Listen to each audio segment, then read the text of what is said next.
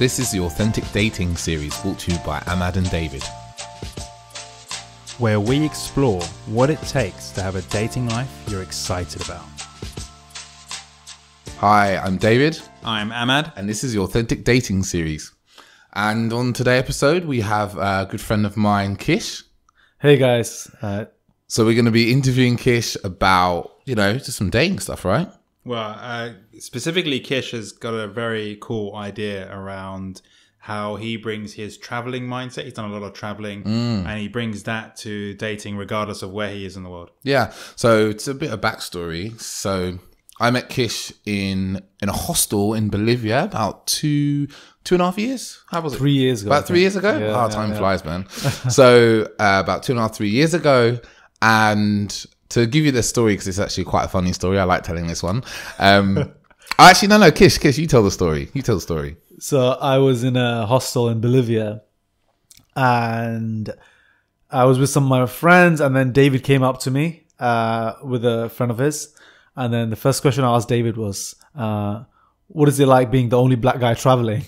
And he replied, I'm sure you know, being the only brown guy traveling. If anyone's backpacked, you'll know that people of color don't really travel or backpack that much. So it was nice meeting someone who was of a person of color and from London as well. So we connected straight away. Yeah, and it's also actually on meeting, it was like meeting someone who had a very similar way of kind of seeing the world quite quickly. Just from the first thing he said to me, I got that this is someone who's relaxed, who's playful, and understands that one's color plays a role in one's life, but actually it's not the most important thing. And we just kind of really vibed really well. Only over a short period of time, right? We were in for a couple of days. We only hung out for 2-3 days, David. But I knew it was meant to be, bro. It was love, man. It was love. Honestly, it was real love on the true bromance. I remember being on a bus, coming back from a market where we'd just been like shooting a lot of kind of indigenous peoples, and we really just bonded over our love of like meeting new people and our love of women, of course.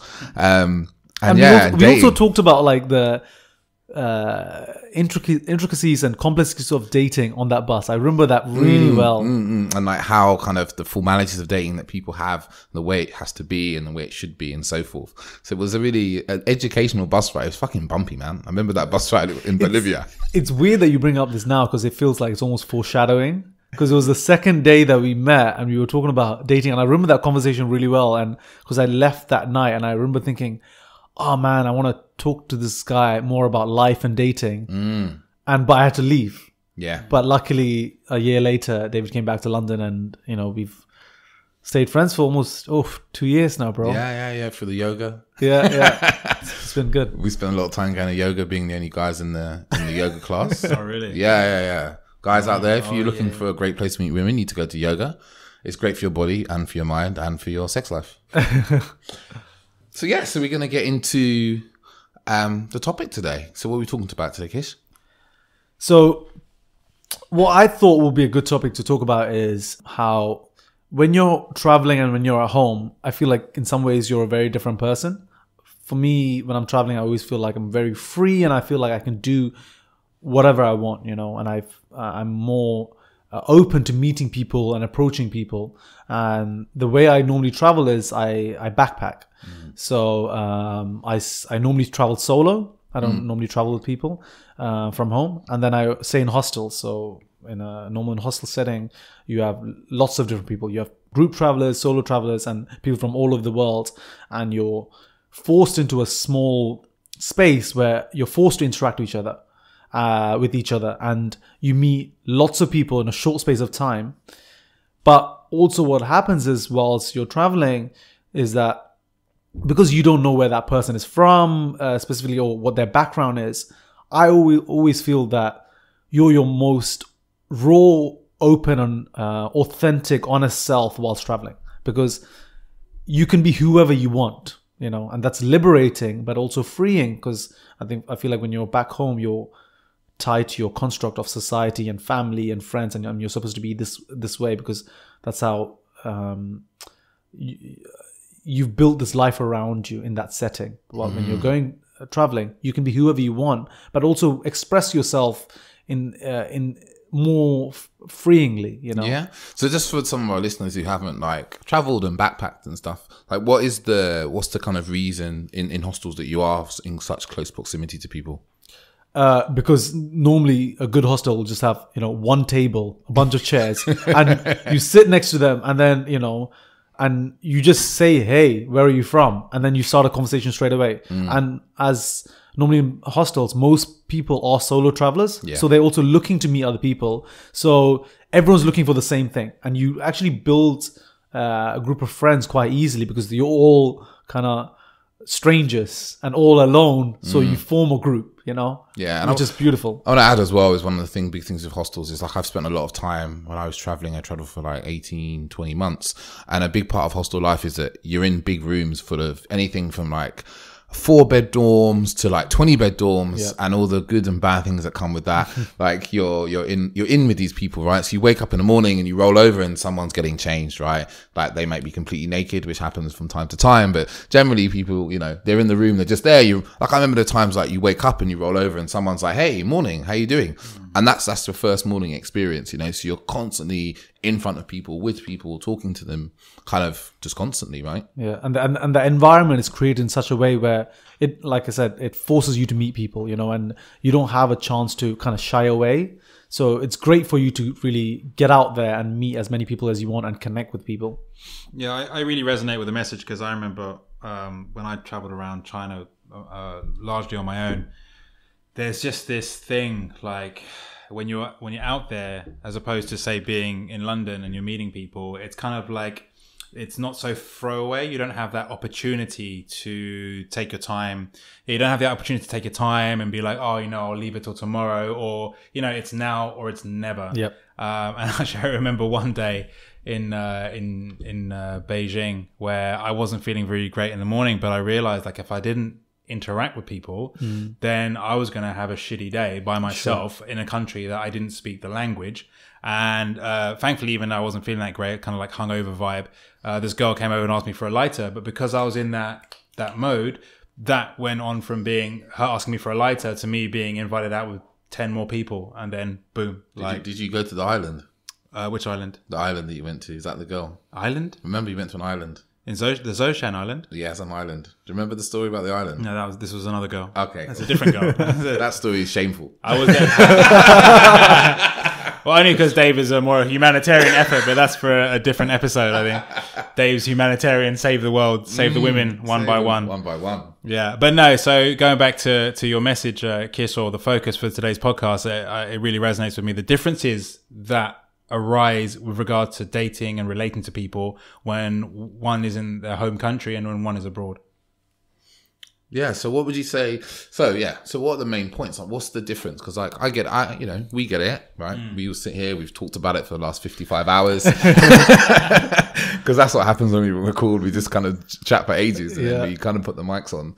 But what would you say is the kind of the actionable thing? What's the difference for people between being, you're in a hostel, life is all good, you've got no worries in the world, we got to do this, think about what we're going to have for breakfast, compared to kind of like living in the city and being like, oh, I need to go to work, oh shit, I've got to, do this stuff afterwards, I need to keep in shape, I need to get the tube and the tube shit, it's like how the people, what's the kind of key difference you find? See, I think when we're trying to say about applying the travel mindset to dating, what I really mean is that like I went traveling around South America for 4 months and like Asia 3 months and stuff like that, and I have had like really deep travel romances who I've only known for maybe 2 or 3 days, and people find that really shocking.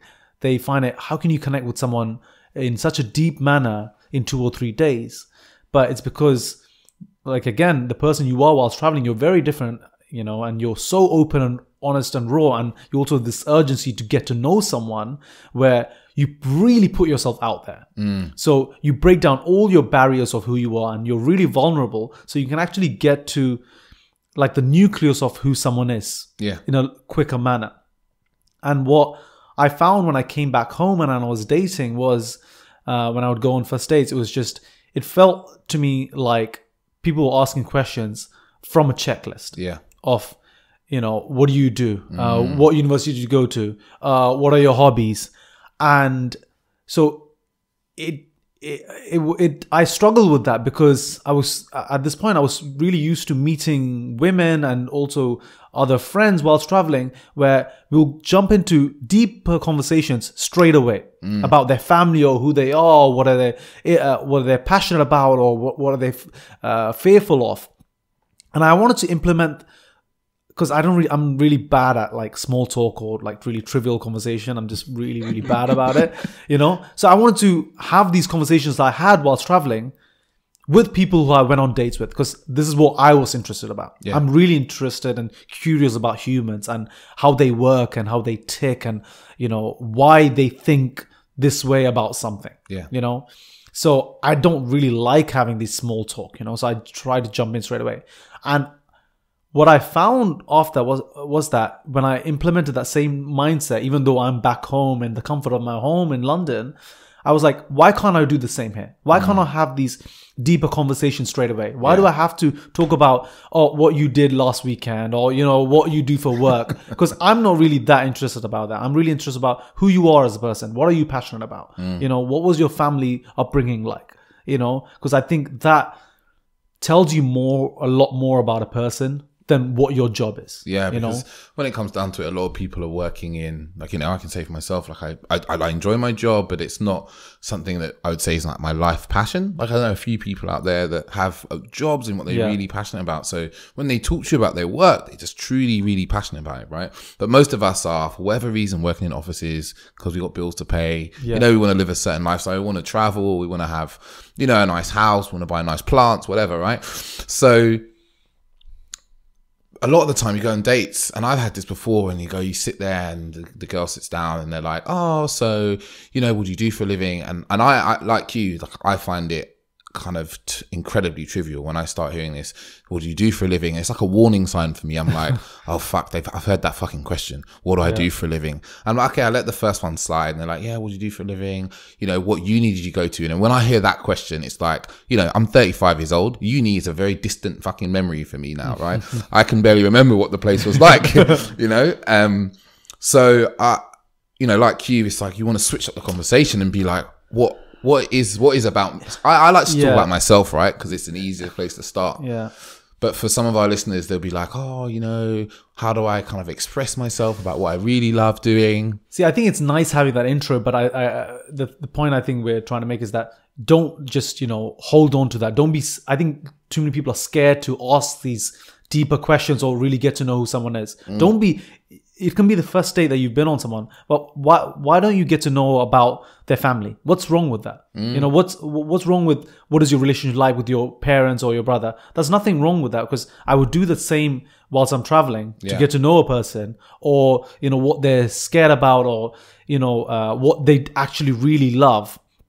Why can't I, that's what I struggle with. Why can't I talk about these things on a first date? Get to know someone? And I think people shouldn't be afraid to ask these questions instead of thinking, okay, I think a lot of what happens is people are like, okay, they go on a couple of dates, or like they've been for 2 months, and now they're like, okay, now I can ask these questions. Oh, now I can trust him, or I can trust her. Now I can open up. Yeah. Why don't you? And I think I can understand why it can take some people some time to get there, but I think when you're really open and really vulnerable, it opens that person up as well. So you have I think, more interesting conversation, I think. Yeah.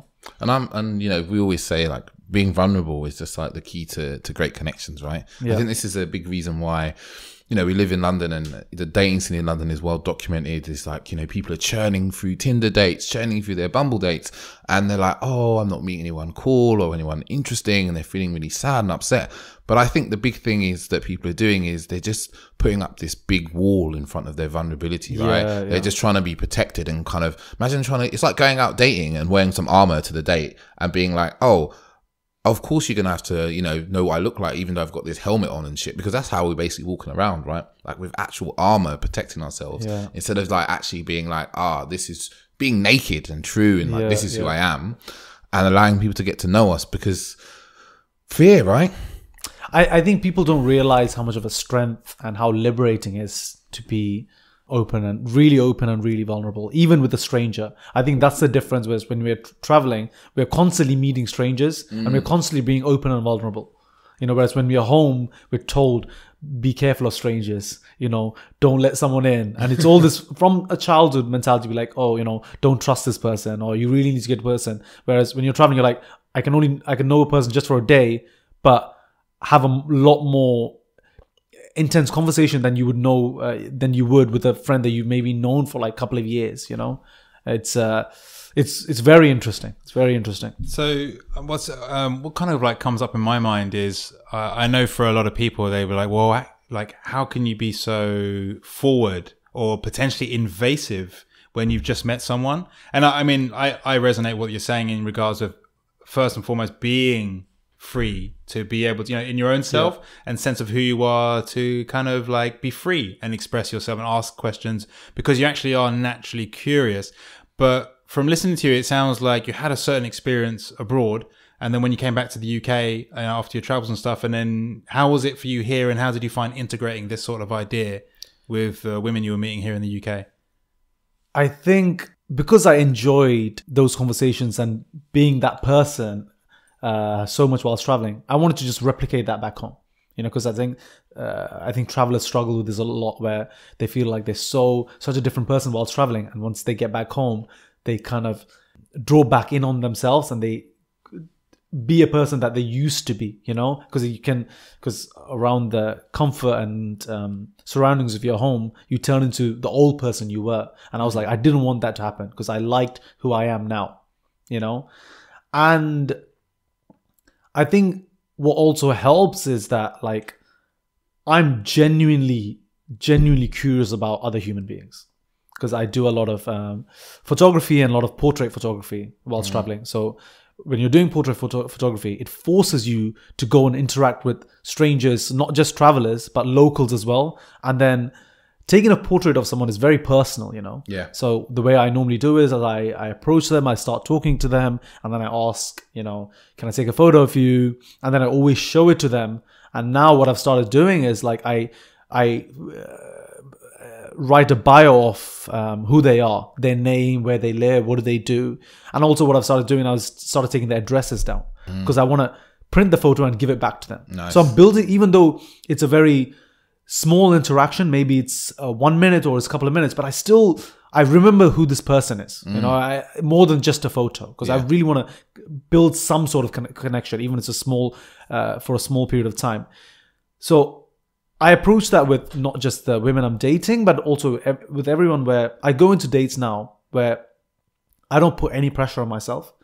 And I just say, you know, I'm just going to meet another human being like I would when I'm traveling in a hostel. I'm like, there's 10 people around me. I'm just talking to this person just to get to know them. So I'm doing the same when I go on dates, where, you know, instead of thinking, oh, I have to impress them or I have to do this or do that, I'm just genuinely curious about who they are, you know, and it makes the interaction so much more enjoyable for me because I have nothing to lose. Yeah.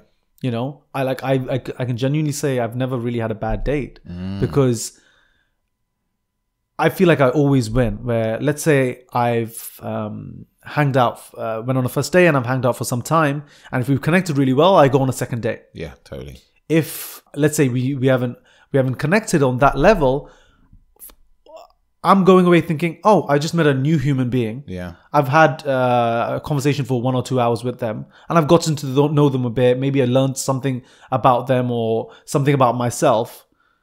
And I go away and I just think, okay, it hasn't worked out because we're not that compatible. But what did I lose really? Nothing. I just met another human being. And I think that's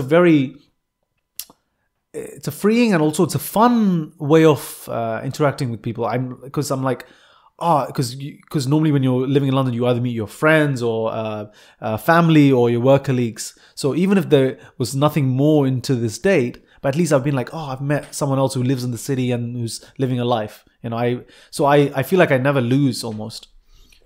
Yeah, that's really cool, actually. One of the things you said now I think would be very interesting, especially as people because I get a sense for you as well. It's like you have like you said, you do this for the portrait photography, so you already have this kind of driver to create a connection. Sure. And for a lot of men, it's almost like they're lacking that drive to be curious. Yeah. And so I literally, like, from our talk before the show, one of the things I wrote down was like developing natural curiosity.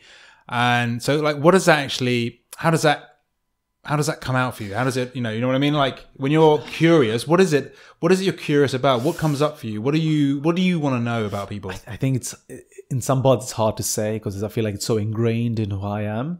But I'm genuinely fascinated by human beings. Like, you know, when I would see someone whilst traveling, I'm like, or even sometimes in a hostel, because I'm like an extrovert and I'm like a sociable person. But sometimes I'll see people who are sitting quietly on their own, and that person is so different to who I am. I'm just like, I need to get to know this person because they're so different to who I am, you know? And so I'll just, even if they're not sociable or if other people are kind of avoiding them in some ways. I remember I was in Jordan and I saw this guy, the Swiss guy, and he was super hippie-ish almost. And like, he would just sit and observe people. And he also like, he didn't wash actually, so he like he smelled. He was like the stereotypical traveler. He didn't smell that particularly good. So everyone was like, "Oh, it's this guy, you know, he doesn't smell good, blah blah." But I was genuinely fascinated by this guy because it was like this guy who, because you know, when you're in a hostel, you know, you're forced to interact with people and you're supposed to be forced to be sociable and like an extrovert. And he was like, I don't give a fuck. And, you know, he just sat in his corner. But I used to watch him. He was just observing people all the time. And I remember towards the end of that trip in Jordan, he came and sat next to me. Yeah. And he was like, I've been, you know, watching you, you know, in some ways. Like, I have been watching you. And I remember watching me. Towards those days, I was telling my friends, I was like, dude, I really want to get to know this Swiss guy because he's so not a typical traveler. I really want to get to know what his philosophy is and why he is the way he is, you know, and genuinely get to know what is he interested about? Like, what is his purpose of being in this space? Because you're supposed to be in a hostel to interact with people.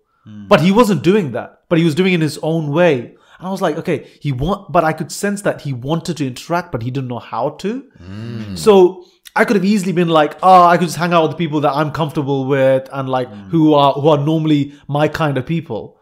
But I was like, nah, this guy is so different to other travelers I've seen. I want to get to know who he is. Because I feel like people think that by giving yourself or getting to know someone, you're losing something. I feel like I'm gaining so much more, you know? And I feel like I'm not putting any expectations on this interaction. It could be whatever it may be. And it's not about you. Yeah, it's not about me. You or if this person likes you or doesn't like you, right? Because that's one of the things that goes on. You know what his difference is? I feel like people sometimes they don't want to make the effort to get to know people because they feel they're exhausted. They're like, what can I gain from this person? It's all transactional. What can I get? It's transactional. Exactly. What can I gain from this person if they don't think that's on a superficial level? They're like, if they think they can give them something of some value, you know. Yeah. Whereas I'm approaching everyone the same way. I'm like, I think I can gain something from every single person by just speaking to them. By speaking to them. So why wouldn't I? What I could think, because I'm thinking like, maybe I could miss out on something, you know. And I think that's what it's from. I think it's from the aspect of like, maybe this person could provide me something of life, you know, that I didn't know about. Yeah, you know? And I guess when you really look at that almost in a childish manner. From a point of view of like looking at that from a like actual dating wise, like actually in London and meeting people, it means that instead of, you know, because we've all got to, you know, I know we might talk about this a bit more. There's a lot of, when it comes down to online dating, and, you know, I like to preach a big on kind of meeting people in person because, you know, people don't do that so much anymore. But if you started to kind of approach the people you meet in day-to-day life, like, you know, you're in a bar and you see a group of girls and you think, I want to talk to them. But if you go over there from the mindset of being like, I want to get to know these people, not I want them to like me, because that's a lot of how we're going around in life, right? We're meeting people thinking, I want them to like me. I want them to want me. And if we start going into it from the mindset of, I want to get to know these people, there's nothing to lose. Yeah. You're not losing there. Like, even if they... Like, if you don't get along with them, you just walk away. Like, that's it. Yeah. Whereas if you're going in there with like, I want these people to like me, I need to say something clever and smart, if they don't give you that feedback as you expect it to be straight away, then instantly you feel like you've wasted your time. You feel disappointed. rejected. Yeah. Exactly. Silence. It's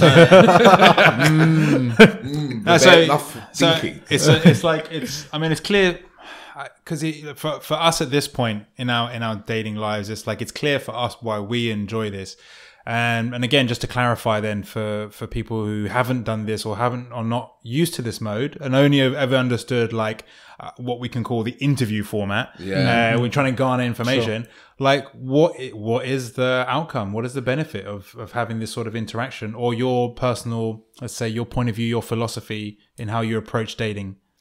I think it's a lot more fun. I think it's a lot more fun, and it's a lot more enjoyable for you and for but fuck what you think. What about the women? How are the women responding? Can we find some of these women? Where are the women? Because I think for example, whoever you're going on dates with, they've gone on multiple dates before. It's simple as that. This is not their first date. Yeah, it's not their first rodeo. Yeah, it's like, I'm sorry, they especially in this day and age, they've done this before. So it also helps guys to differentiate yourself from other guys, because women if you've gone on multiple dates, you know what to expect almost. Yeah. It's a different person, but you know that this person's going to ask this question, this guy's question, and I'm going to say this thing.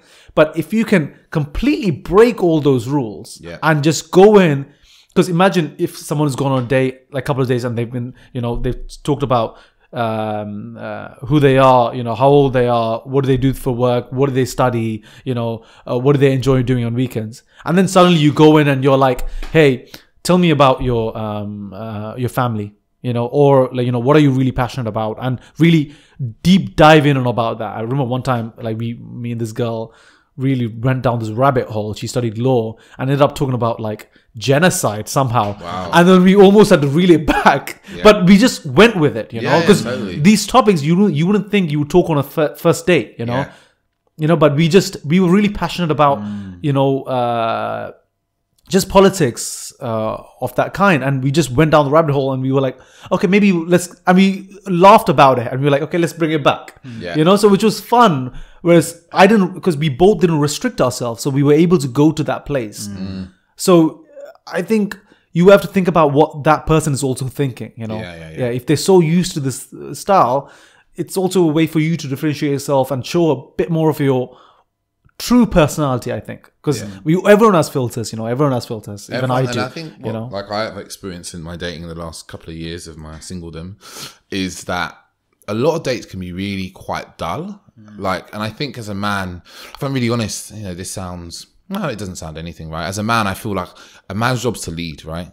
In being in your masculine is leading, and conversation is something you can lead, because otherwise, as a man, if you don't lead the conversation, then you've left it to a woman to lead the conversation. But most of the time, she's expecting you to lead the conversation to somewhere interesting and exciting, right? And I find for me that talking about the things I love, it might be travel, it might even be talking about dating. It's one of the things that I like to quite enjoy talking about on a first date. That's so interesting. Is talk about my own dating life and their dating life, and again, and probably my next favorite topic is sex, and then probably spirituality and stuff like that. And I prefer to talk about all the things they say you shouldn't talk about, because otherwise it's really dull. I don't really give a fuck what you do for a living, unless it's what you really love. But most people just do a job to make money, right? What I want to know is what are you really passionate about? What angers you in life? What fucking sets your fire inside and what you're doing? I think I'm the same. And I think if you spend all your time trying not to offend someone. I think that's another thing that people get into is okay, I shouldn't talk about things that might offend people, so I'm not going to ask them about previous dates or boyfriends, or if she talks about her ex-boyfriend, that means she's not over him. But actually, that's such bullshit, right? Because for me, I traveled with my ex for a year. So a lot of the stories I tell, I talk about stories, and I'm like, oh yeah, there was this time when we went to the Taj Mahal in the morning, and I wasn't allowed to bring a tripod, so I started arguing with the guard, and then he was like, no, you can't come in. And I was like, no, I'm coming in because I'm in India and I just think I do what I want. And eventually we negotiated that I'll leave my tripod with one of the guards at the front, but I'll be able to take it when I get back, right?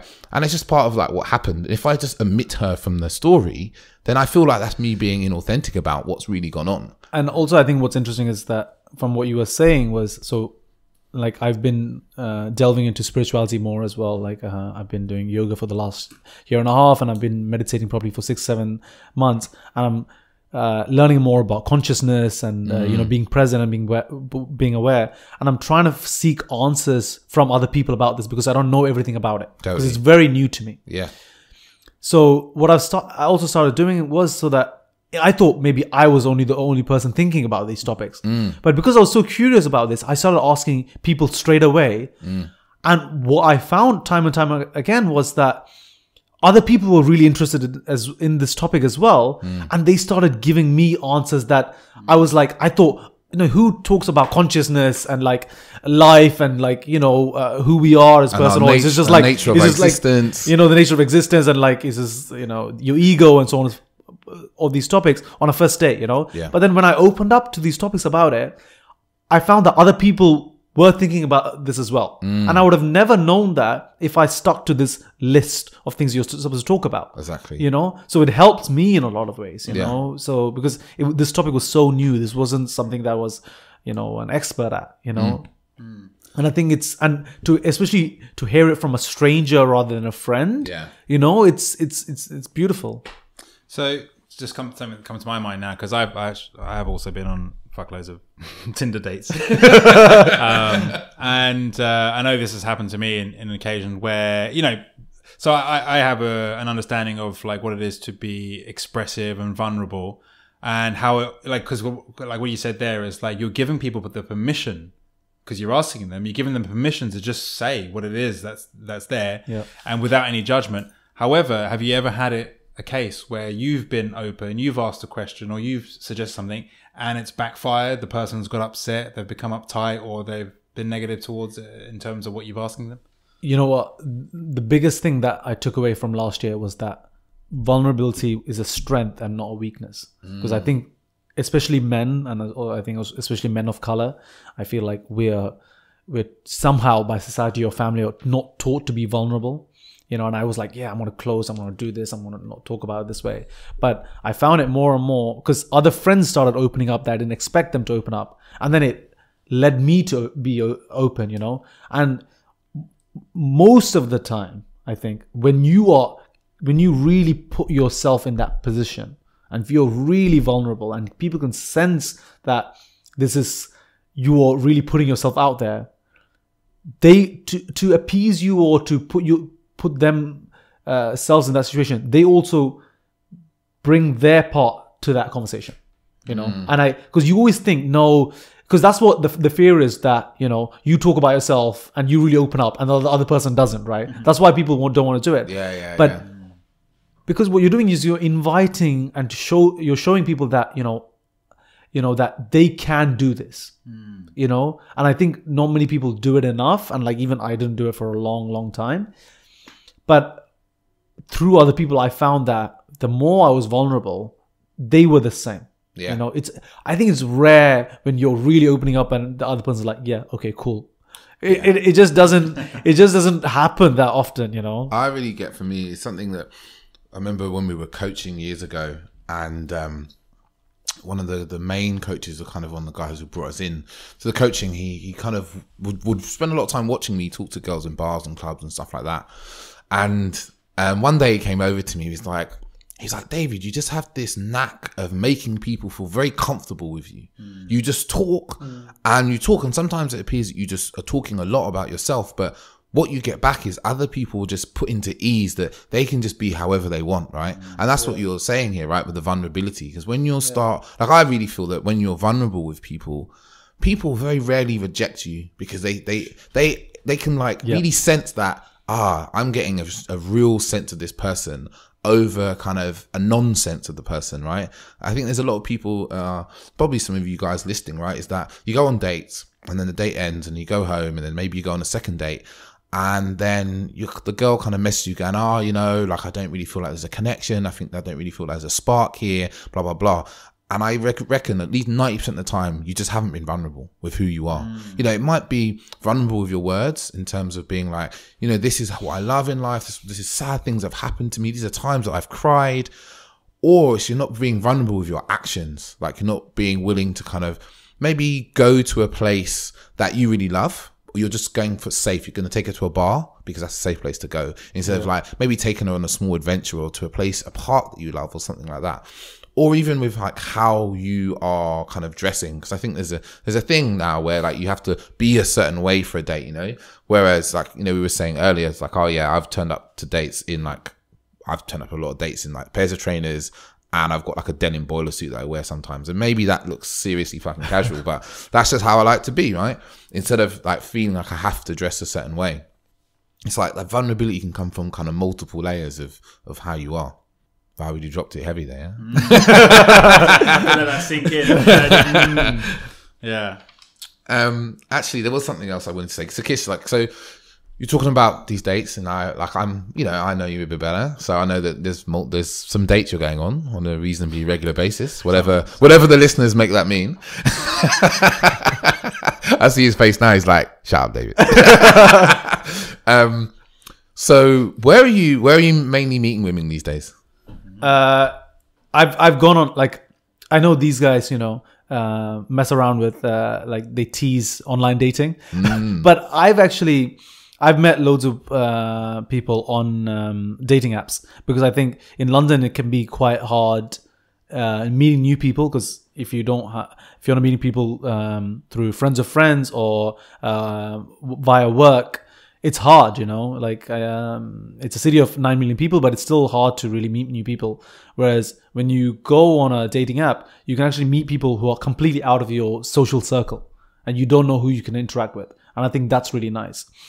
And so I've met people through dating apps, and also I go to loads of events that I'm really passionate about, and I've started meeting people there who are like-minded like me and who are passionate about topics that I am. And like, again, I just approach them and we start talking casually, you know. And then if we get along, I'm like, hey, we should do something again. Let's go to another event, or if there's something that you're interested in, please invite me to that. So I've actually started meeting people through that, which is great.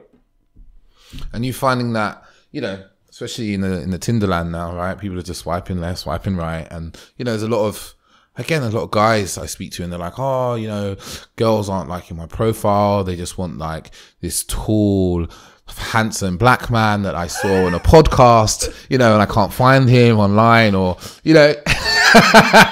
That's what it says on my bio. But I mean, it's like, you know, I'm going to put it out there. You're not like the stereotypical London, you know, white guy, slick back hair, works in finance, right? You know, you know, like. What are you trying to say, Dave? I'm saying that he works in finance. He's got slick back hair.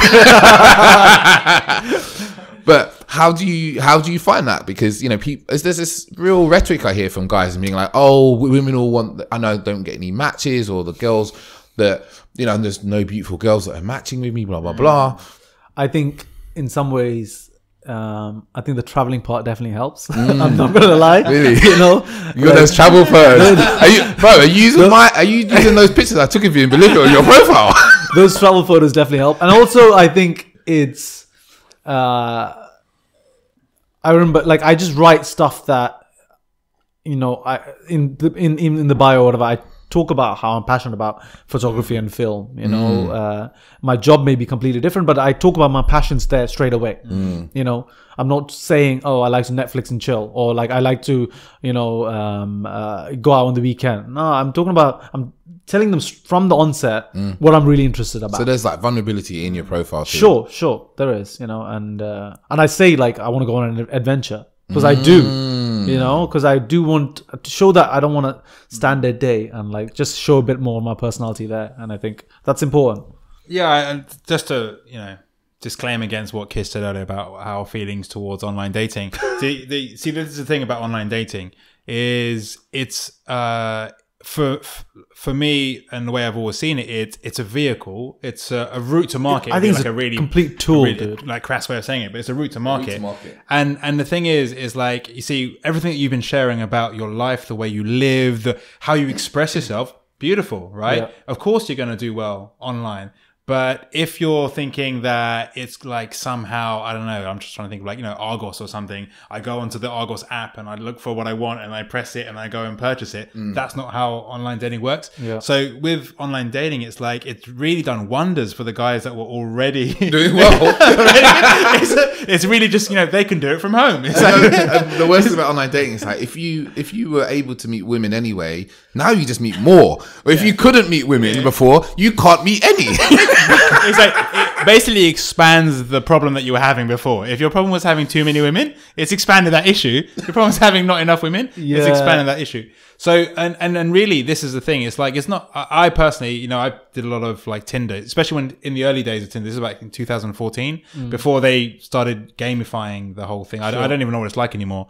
Yeah, like from hearing you talk, it's natural that you would do well. And the other thing as well is your life it's not contrived in the sense that you're not going, oh, hey guys, I went to this place. And no, you actually are living on a regular basis. So everything that you've been talking about. I think it's just that anyone who's either doing it on, you know, putting yourself out on dating apps or outside, I think the main thing is just like to really, you know, showcase your personality in whatever format, like, you know, like whatever format that is, you know.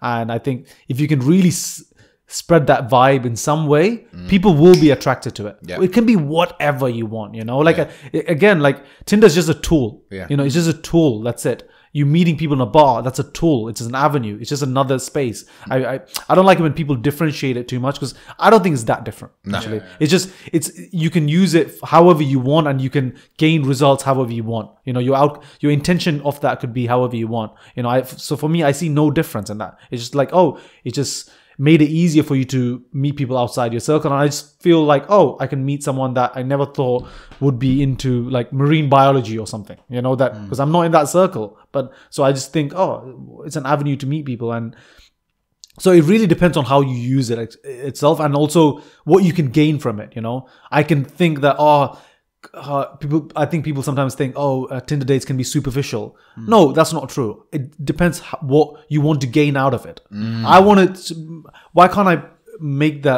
create the same energy that I would meeting someone randomly in an event or a bar? Why can't I introduce that same energy to a date? Yeah, you know, and I think it's all depends on you and like what you how you want to approach it. You know. Yeah, absolutely, and I agree. That's absolutely because and this is the thing. I think the issue with, and we kind of gone on a different tangent here, but the issue with online dating in that looked at as an isolated thing, and people are like, oh, this is the only way, and this the truth of the matter is like your flavor of who you are has always been there. Sure. Like, and we used to say this back in the day, people would talk about meeting women in the daytime on the street or meeting women at night and like, oh, how do I do it? And you remember that guy, he was like really amazing at, like stopping women in the street, this guy we knew. Yeah. And he was like flawless. Like literally his ability to essentially pitch who he was within 2 lines was phenomenal. And then one day we went into one night evening, we were in a bar and he was like, oh man, I don't know how to go up to these girls who are dancing and interact with them. And I said to him, oh, dude, just do what you do on the street. And then so he did. These girls were dancing. He'd just go up to them and like tap them on the shoulder and just start talking on the dance floor. And then he was taking numbers and then walking off. It was hilarious as well because he's really like, I don't know what to do. He's like, what do I do? We're like, just do what you do in the street. And he kind of went, okay. And he literally walked in a straight line from where we were at the side of the dance floor over to this girl on the dance floor, tapped her on the shoulder to the side, and then just stood and talked to her. She didn't move. She stopped dancing instantly and just talked to him. And it was like, he really there's no difference. It's just all the same. It's like if you're bringing your energy to life in the way you're saying, like the energy you bring when you're kind of on holiday. So for a lot of listeners, maybe you've never really kind of traveled long term, but you know, you go on holiday, you go to, I don't know, you go to Greece or you visit somewhere in the States and you're just a bit more free with yourself because you're like, I'm unbound by the social norms of my country, right?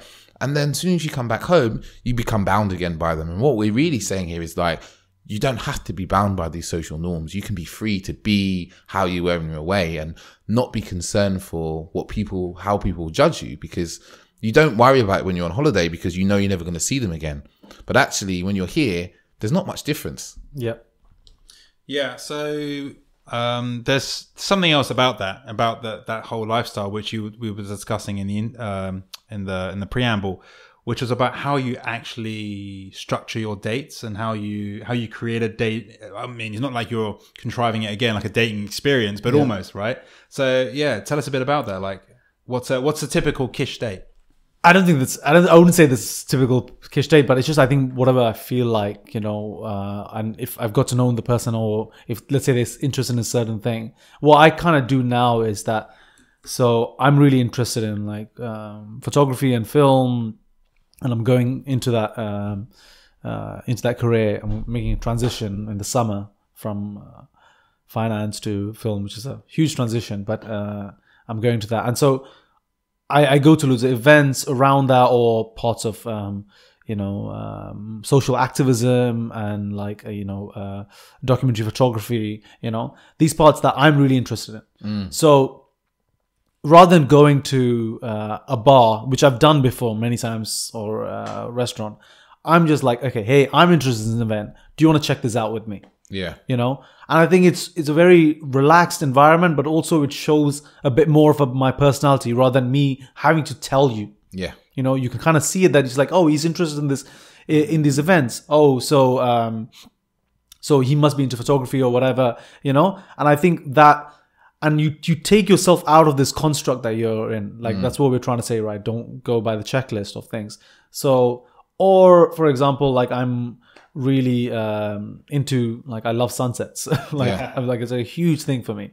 So I'll just be like, hey, let's go to Primrose Hill or this park and let's just watch sunset. Let's grab a beer and let's just talk, And so what do you mean you love sunsets?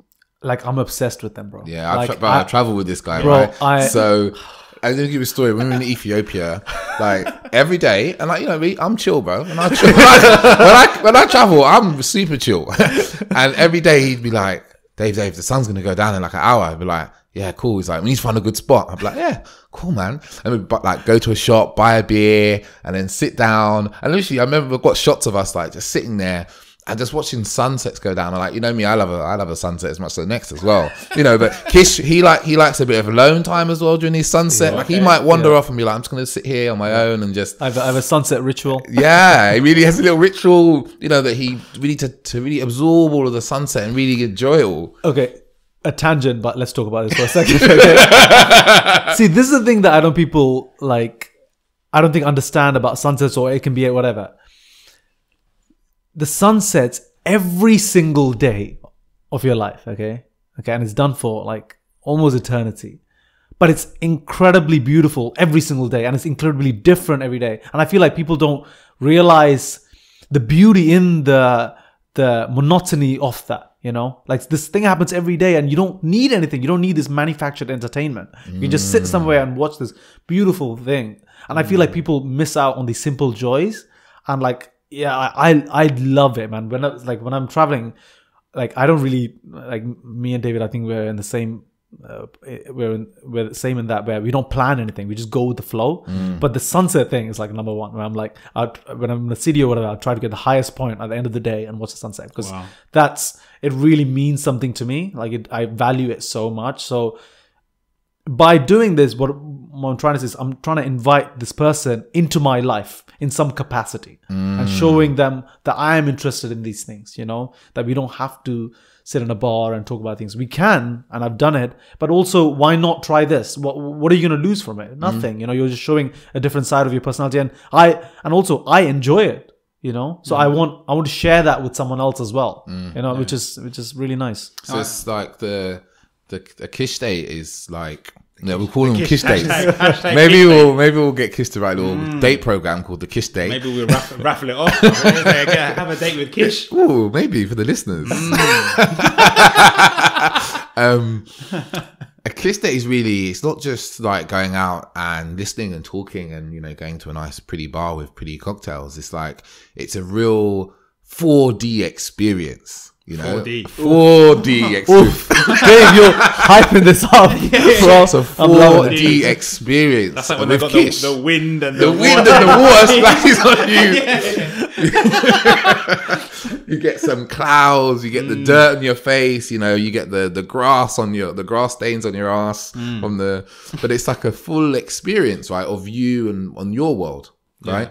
Yeah, I think it's, again, we're going back to applying the travel mindset as well, because when you meet someone whilst traveling, you know, if you're getting along with someone, you're not like, oh, let's go to a bar and get to know each other. You're just living life, and they're just around you, and you're like, oh, let's check this out, let's do this. You know, just going with the flow and getting to know them in a very natural and organic way, and nothing is orchestrated, right? Yeah. You know? So again, that's what I'm trying to do here as well. Yeah. Where, like, I don't need to be in this setting, you know? I don't need to be in a restaurant. I don't need to be in a bar. I don't need to be in a cinema to get to know someone. I can be anywhere, you know? And then I can really get to know that person, but in a fun, casual way, you know? And like, I think it puts me at ease and also them at ease as well, because we're not trying to be a certain way, you know? We're not trying to impress each other. We're just hanging out and getting to know each other, which is a lot of fun, and And it removes a lot of the dating pressure. Yeah, exactly. You know, because the dating pressure is like, oh, this is a date, and then, you know, that word. Soon someone says, "Oh, so what are you doing tonight?" I'm going on a date. It's like,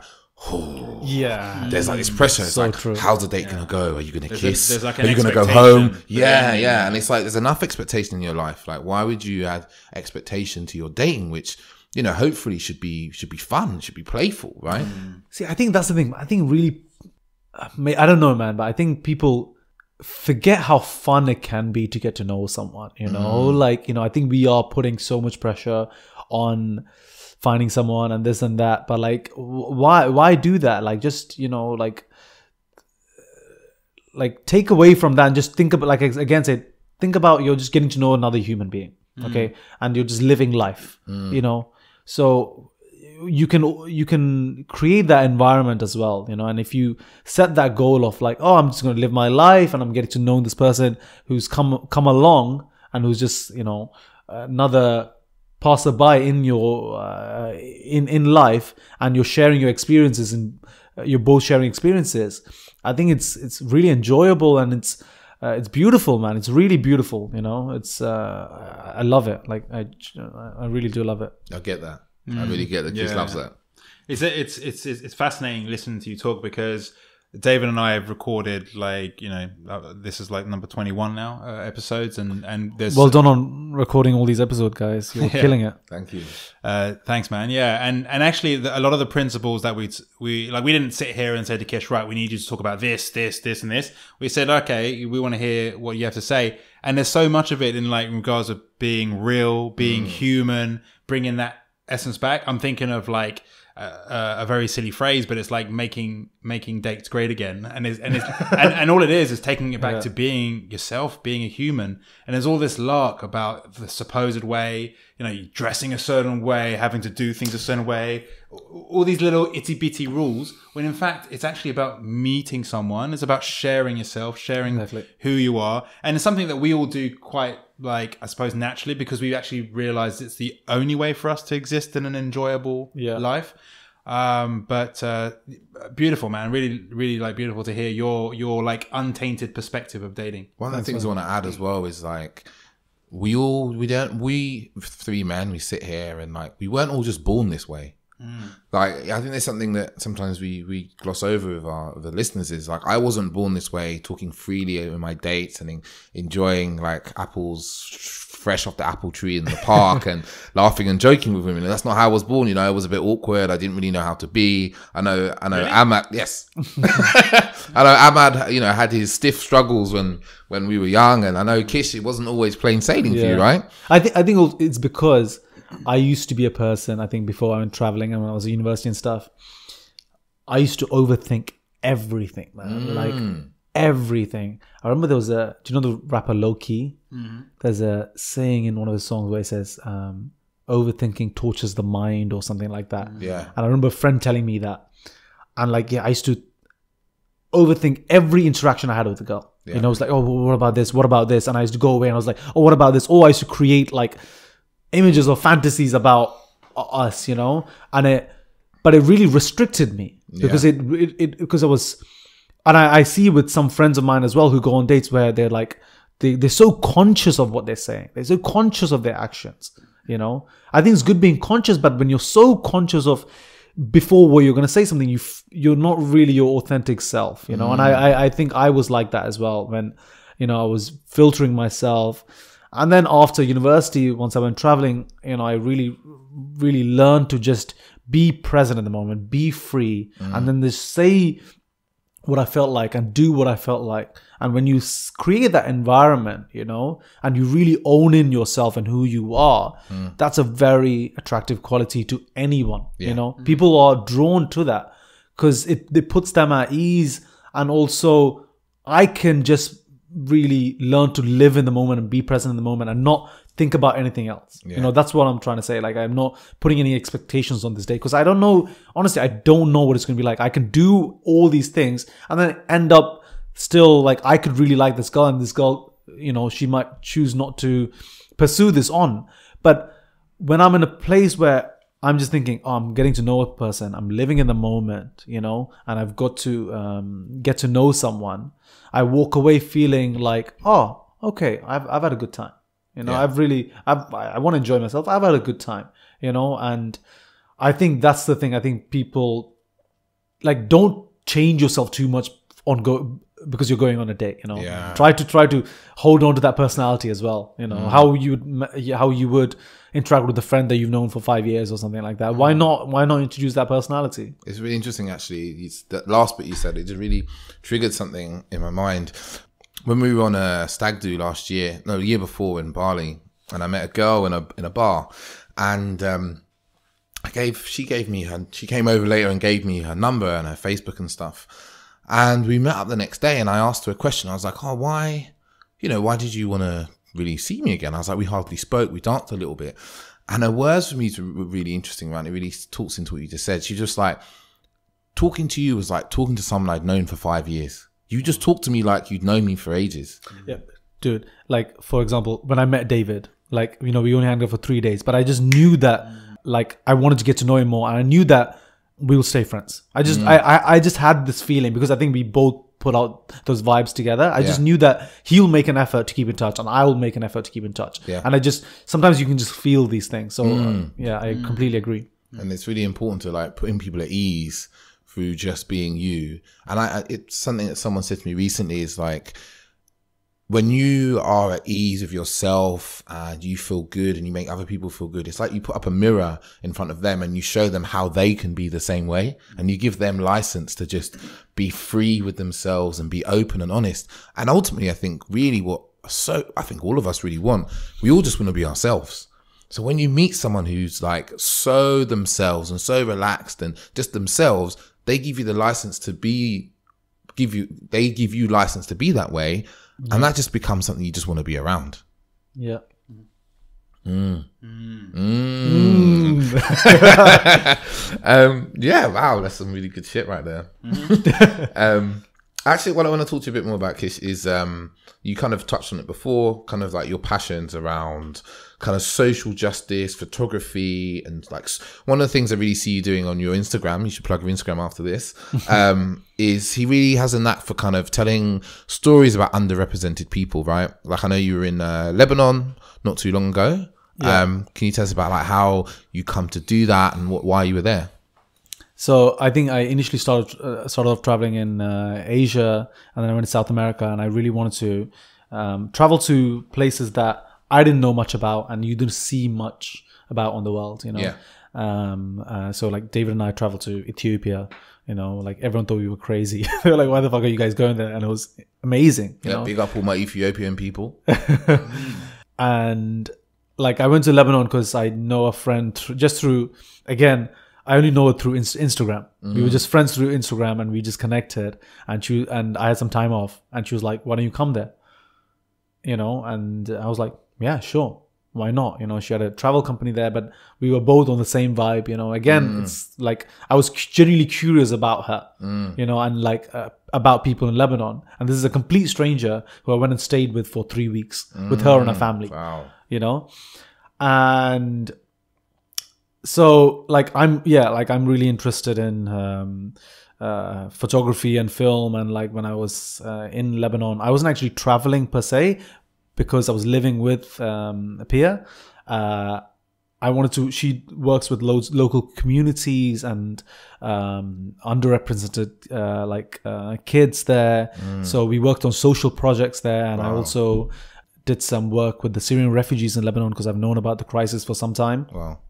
So before I went, I just thought, okay, I'll just go to a camp because there's, I don't know if you know the background, but there's the population of Lebanon is 6 million, 2 million are refugees. Wow. 1.5 million are Syrian refugees and 500,000 are Palestinians. Yeah. So I wanted to do something to help because I've heard about the refugee crisis in London a lot and I've been involved in some format here. So I thought, okay, I'll raise 100 or 200 pounds, and then really fortunately through friends, family and friends of friends and through social media, we raised up over £1,000. Wow. Which was amazing. Like it was like a really collective effort. And then we went to the camps and we bought them like blankets, food and books for the children and distributed out. And I also did some photography work there. But these are aspects, and I also made a short film in Lebanon.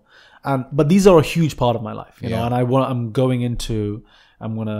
in the summer, I'm going to start traveling into countries that you haven't heard about much, like, or you haven't seen much on the media. I'm going to go to Lebanon and then to parts of Sri Lanka and India and Pakistan. Nice. And I want to tell stories about people and places and perspectives that I see in this world, and share that with the world.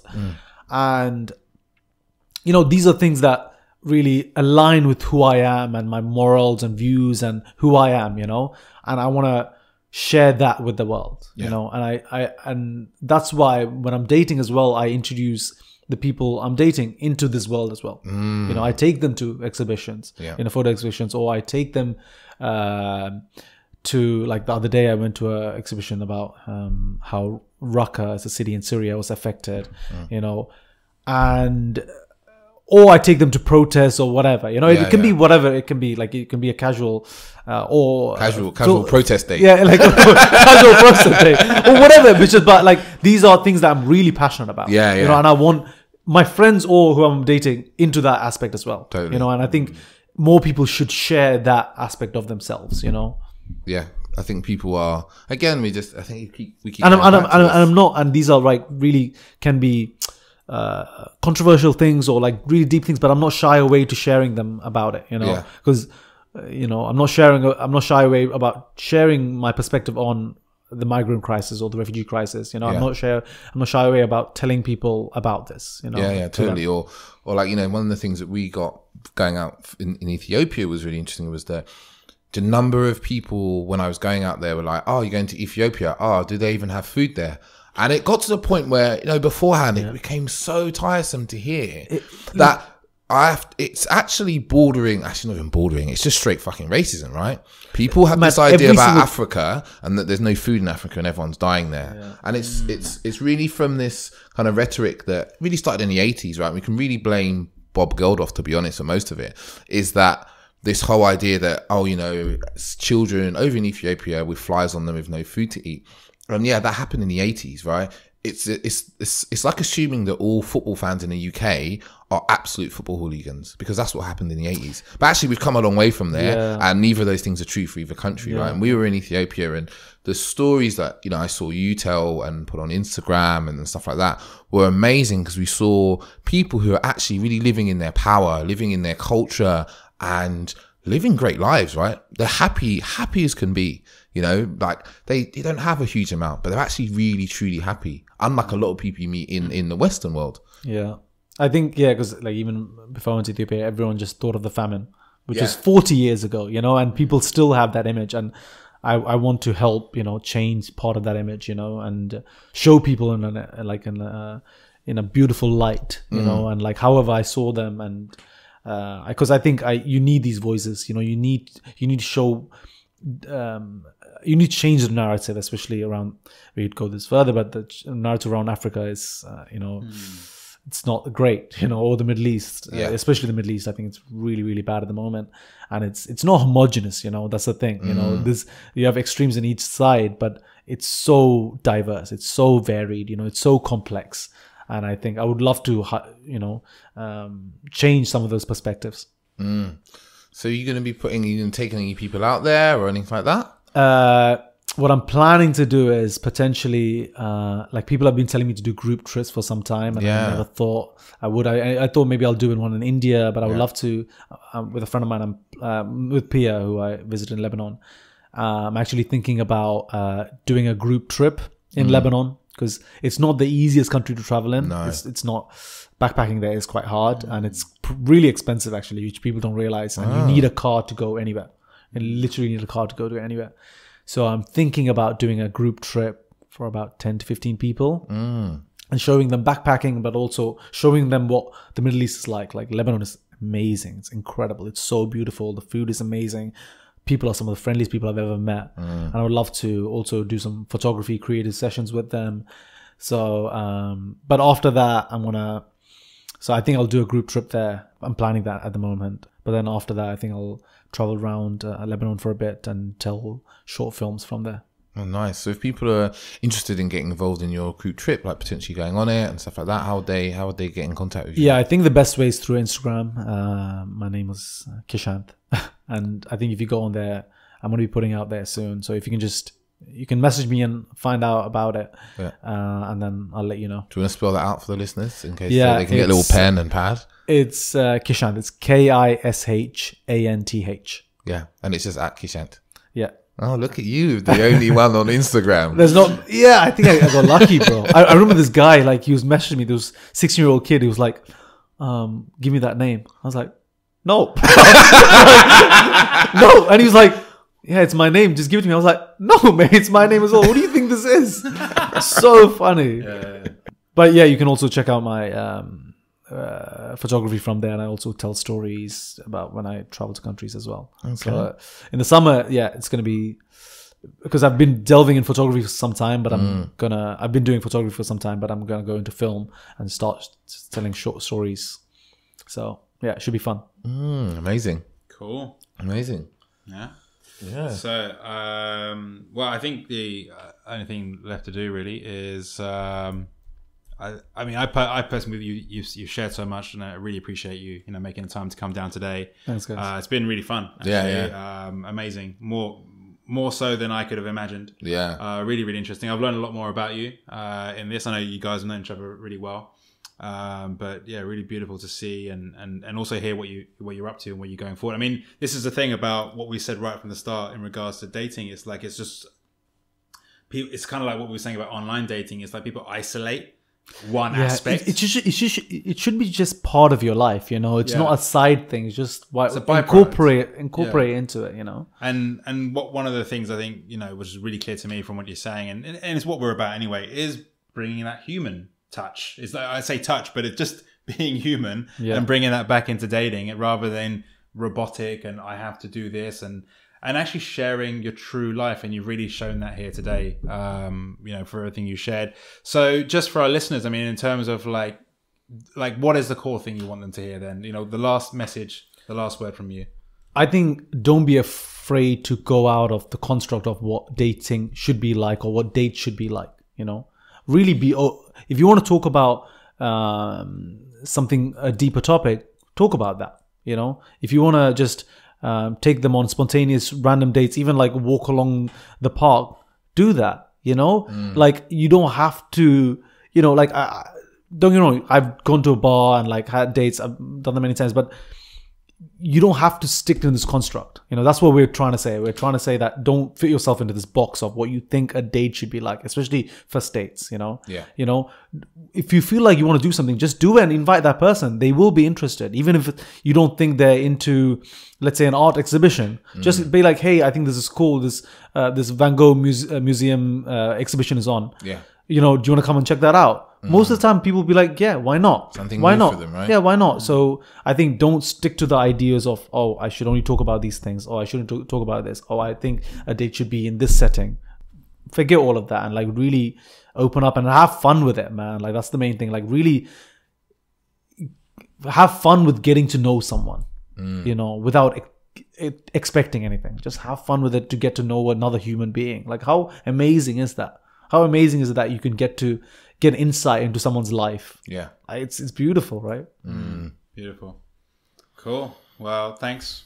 Thank you. Yeah. Thank you, Kish. I think this will be, I'm looking forward to listening to this back, actually. This was an episode. Yeah. And I can imagine this will not be the last time that you come and talk on these mics. I think we've got plenty to say about the world of dating and living and just being a man, actually, in life. I think that's the message we really get here, is that, going out in your life and being the kind of controller of your life, taking the power in your life and doing the things that you love doing and that mean something to you.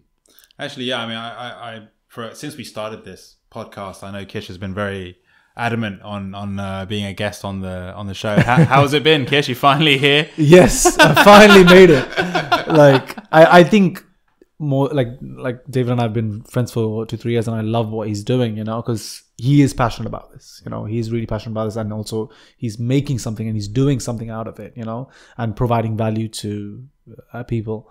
And I think, I really resonated with your podcasts, your episodes, because I've been doing this on myself for a long time, deconstructing what it means to be a man and like how you should be, in not just in dating, just in life, And I think that's how I see your podcast as. It's not just about dating, but it also you're deciphering what it means to be a man, and how you're breaking down these conventions and these stereotypes, and how you're told that you should be like this, or you're not worthy if you're not, And I think it's amazing what you guys are doing, and I can't wait to see you guys grow. Thank you, man. I really love that. Yeah, I appreciate that. Thanks, man. Cool. So, guys, if you have any questions for Kish, you can either message him, as he's given you his Instagram, or you can message through us. What was it? Like, hello@authenticdatingseries.com. But otherwise, you get us on our Instagram as well, @Authentic Dating Series on Instagram. Probably that's where we're really active. Yeah. And just to recap over what Kish has discussed here today is about... Yeah. Just like how to recap all of this, go back to the beginning and listen. How to recap this, just go out and live. Yeah. No, come on, you must have a recap. Well, no, so it's, the essence of, so even though this word wasn't used, what I would say is actually really being present, like, to other people, being curious about other people, getting out of your own head. I think there is a lot more that we can say about that, but in essence, like, just, it's very difficult to take this whole, essentially we've been going for like an hour now. So to take all of this in, but essentially, it's about bringing that humanness, that connection, that intrigue, and also sharing your own. It's, really sharing who you are, what you're about. And it's, one of the most beautiful things is something that I've believed in, and it took me a long time to learn this as well, about being authentic and what that really means, and how it does make one a mirror for other people. So by sharing how I really feel in the moment about any particular topic, whether it be a date that I'm on or something that I'm passionate about, it allows other people to be free to share that about themselves. And for the simple reason is that all human beings share emotions. We might not share interests, we might not share passions, we might even like hate something about I don't particularly like football, for example, but I can understand the excitement. I'm there as well. Oh, good, there's two of us. But I can understand like the excitement, and when people share freely as opposed to just kind of going, I like this or I do this. It really opens the door for honest, open and loving communication. So that's it. So boom. Yeah, guys, thank you for listening, and to contact us, and it's been great. Ciao. Ciao.